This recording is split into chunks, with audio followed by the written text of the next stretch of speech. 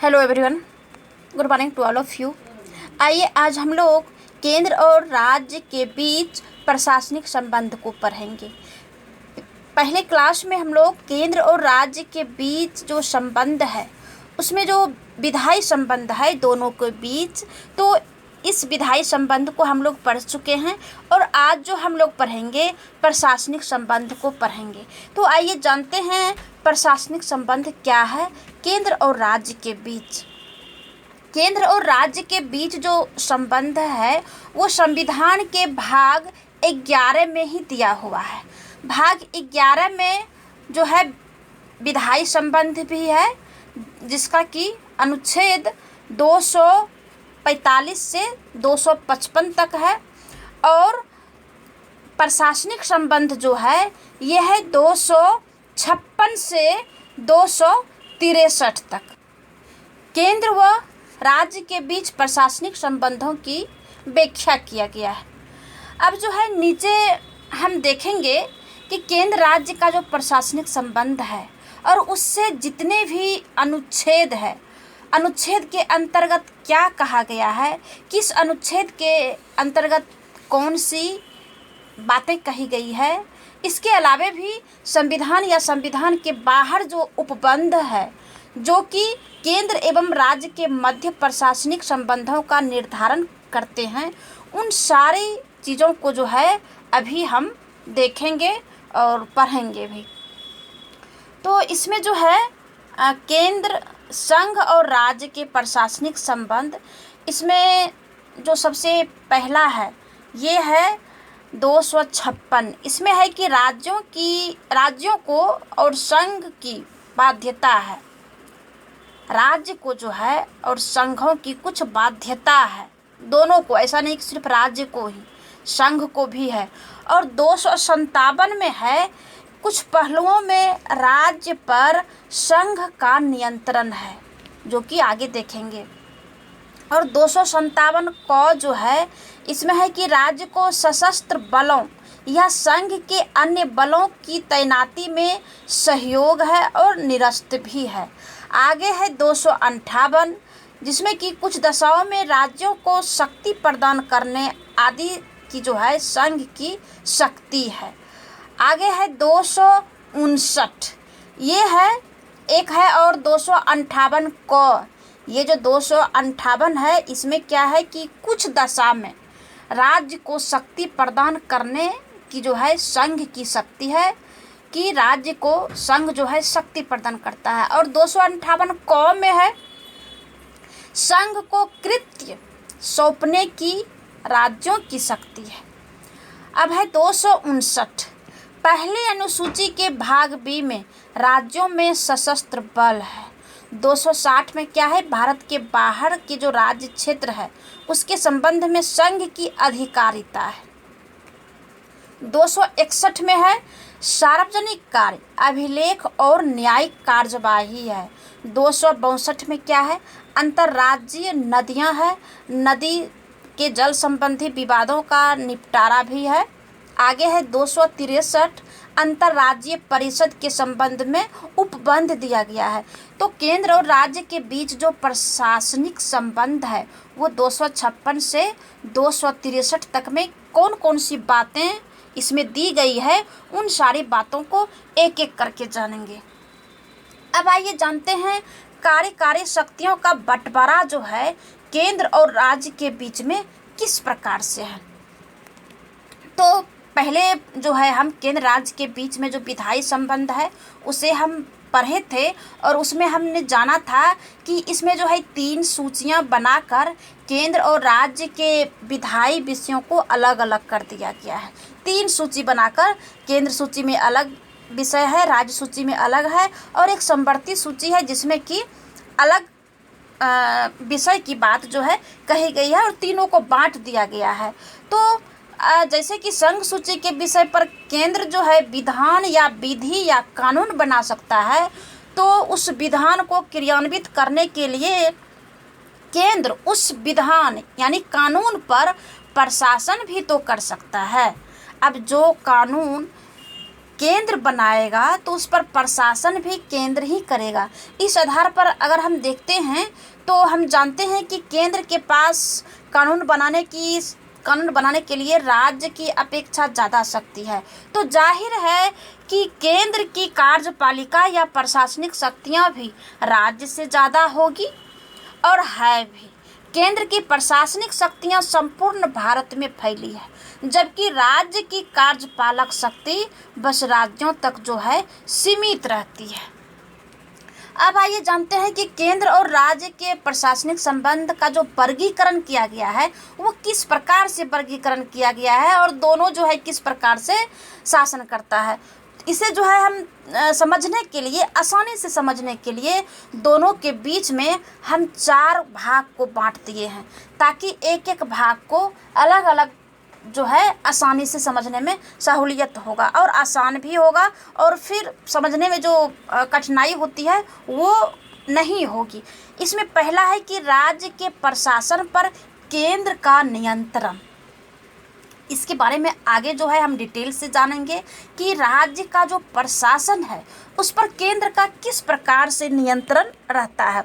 दूसरा जो है केंद्र और राज्य जो है प्रशासनिक संबंधों के सहयोगात्मक पहलू। कुछ जो है केंद्र राज्य के प्रशासनिक संबंधों में सहयोग करते हैं, वो प्रशासक हैं जो कि राज्य में सहयोग करते हैं। तीसरा जो है केंद्र राज्य प्रशासनिक संबंधों के संविधानेतर युक्तियां हैं, यानी संविधान के अलावे भी कुछ युक्ति है जिसे कि दोनों में संबंध है।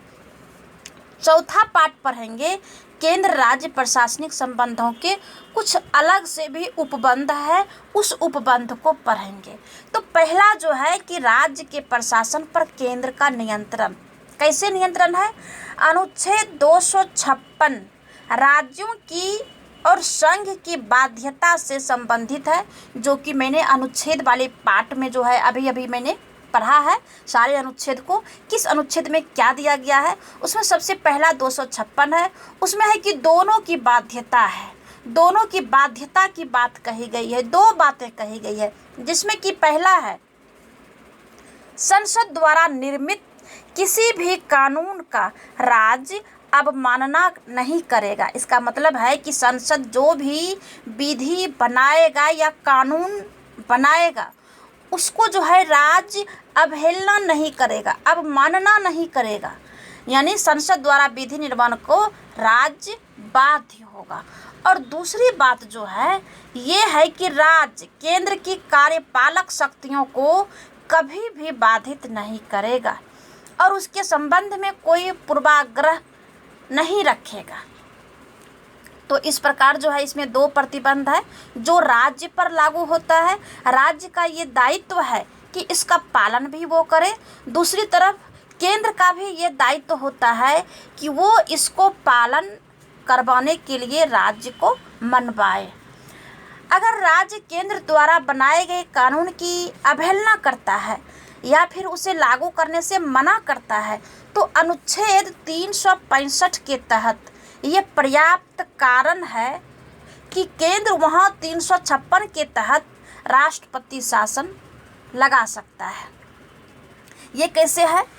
राष्ट्रपति शासन जो है धारा 356, ये 356 है, यहाँ पे मिस्टेक हो गया है, 365 356 है। 356 के तहत ये पर्याप्त कारण होगा कि वहाँ केंद्र 356 के तहत राष्ट्रपति जो है शासन लागू कर सकता है। अब राष्ट्रपति किस प्रकार से वहाँ पे शासन लागू करता है और क्या कह करके, तो राष्ट्रपति का जो एक एजेंट है या एक प्रतिनिधि है राज्य में जिसका कि नाम राज्यपाल है।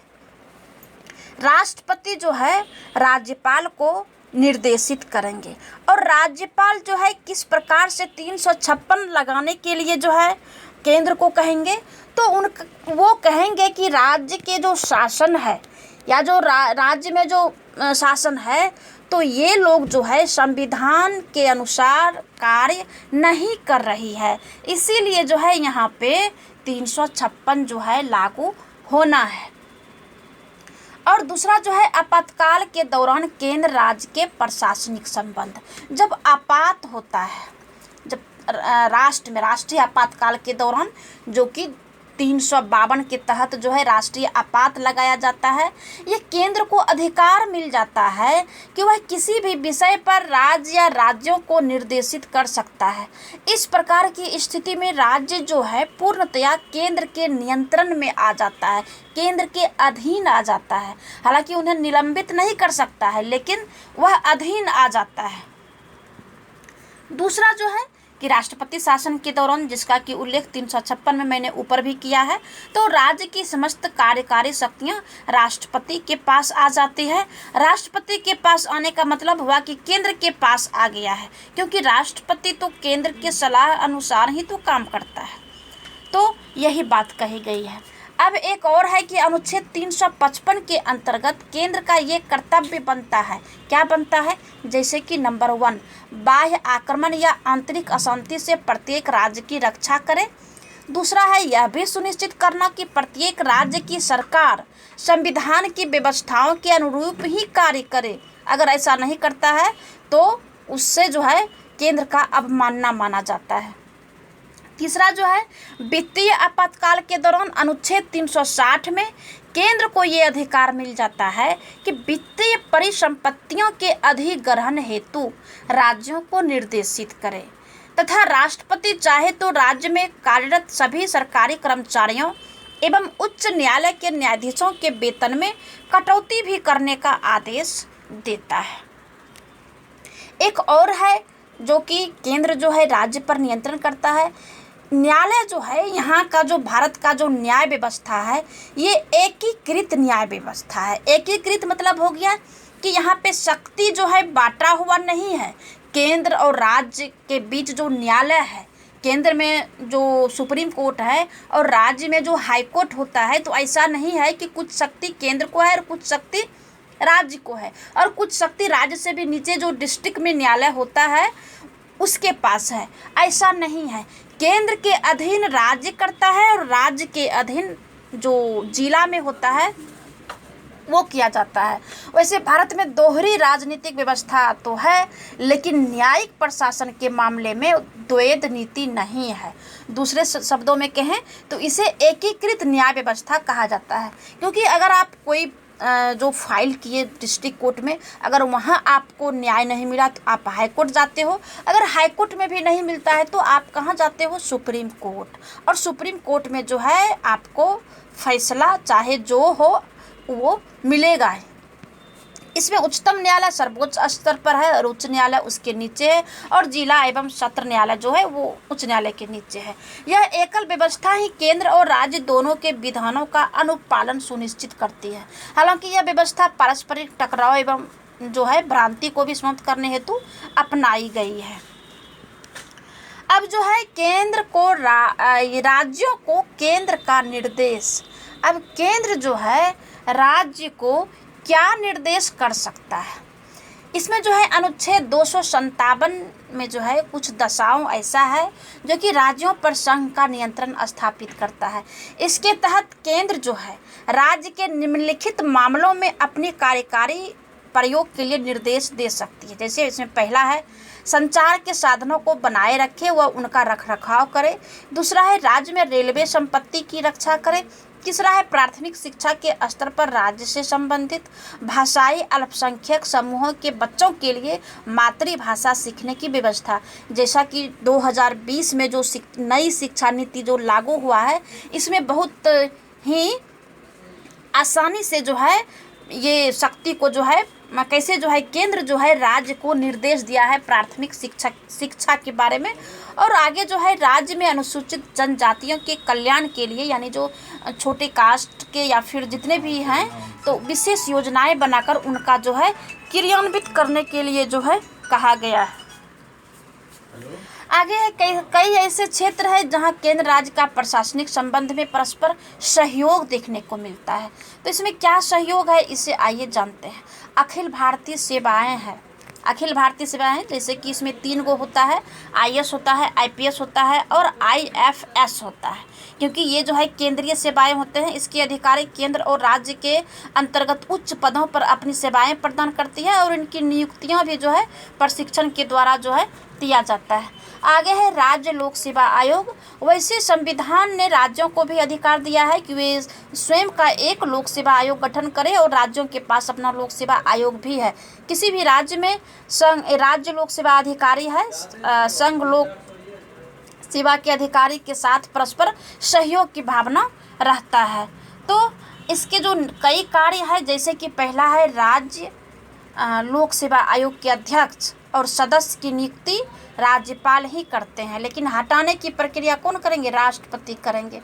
दूसरा है संसद चाहे तो 2 राज्यों को मिलाकर संयुक्त राज्य लोक सेवा आयोग का भी गठन कर सकता है, पर ऐसा संबंधित राज्यों के विधानमंडल के अनुरोध पर ही करेंगे, अपने मन से नहीं करेंगे। तीसरा जो है राज्यपाल के अनुरोध पर राष्ट्रपति की मंजूरी मिलने के बाद जो UPSC है वो राज्य की आवश्यकता अनुसार जो है कार्य भी कर सकता है।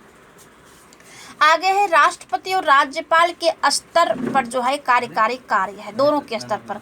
जैसा कि हम जानते हैं कि भारत जो है संघीय राज्य है और यहाँ का संविधान इस बात का इजाज़त बिल्कुल भी नहीं देता है कि केंद्र अपनी विधायी शक्तियाँ राज्य को दे, और वही इकलौता राज्य भी है जहां केंद्र को उसके लिए कानून बनाने के लिए नहीं कर सकती है। तो ऐसी स्थिति में टकराव की स्थिति भी उत्पन्न ना हो, इसके लिए राष्ट्रपति राज्यपाल की भूमिका यहाँ बढ़ जाती है। अब अनुच्छेद 258 के तहत राष्ट्रपति राज्य सरकार की सहमति पर केंद्र के किसी कार्यकारी कार्य को उसे सौंप सकता है। आगे है दोनों के बीच जो है जल संबंधी विवाद भी कभी कभी होता है। अनुच्छेद 262 के तहत अंतर्राज्यीय नदियों या नदी दोनों के जल जो है संबंधी विवाद का न्याय निर्णय करता है। संसद किसी भी अंतर्राज्यीय यानी एक दूसरे राज्य के बीच जो है नदी या नदी घाटी के पानी के प्रयोग, वितरण और नियंत्रण के संबंध में किसी विवाद या शिकायत पर न्याय निर्णय दे सकता है। तो इस तरह के मामले जो है संसद के पास ये शक्ति होती है कि वह विधि द्वारा ऐसा उपबंध कर सकता है कि उच्चतम न्यायालय या उच्च न्यायालय जो है या अन्य कोई न्यायालय इस तरह के मामलों में अपनी अधिकारिता का प्रयोग जो है ना करे।